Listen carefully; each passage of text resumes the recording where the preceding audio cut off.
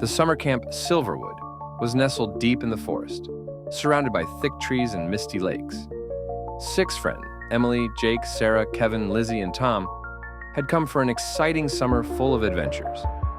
But one evening, against all warnings, they decided to sneak out into the woods. It was cold and foggy. Jake, as usual, took the lead with his flashlight while the others followed, holding hands. They had heard old campfire stories about a cursed deer that roamed these woods, but none of them believed it. Not until that night. They walked deeper and deeper into the forest until they reached a strange part where the trees looked dead and the air felt heavy. Kevin suddenly stopped. "Did you guys hear that?" he whispered. Everyone froze. There was a faint crackling sound nearby, like someone slowly walking over dry branches. Then, out of the mist, a shape appeared. It was a deer, but something was horribly wrong. Its skin hung in torn pieces, revealing rotting flesh beneath. Its eyes were empty, dark holes where there should have been life. "It's him," Sarah whispered, her voice trembling. "This is ridiculous." Jake tried to calm them, though he didn't believe it himself. "Let's get out of here."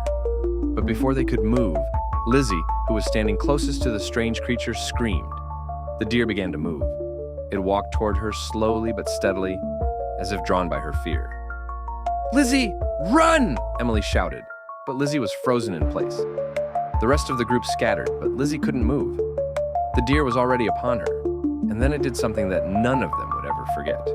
Its jaw unhinged, opening impossibly wide, and blood-soaked teeth glistened in the dim light. There was a sickening sound of tearing flesh as the deer latched onto Lizzie. Jake and Kevin tried to pull her away, but it was too late.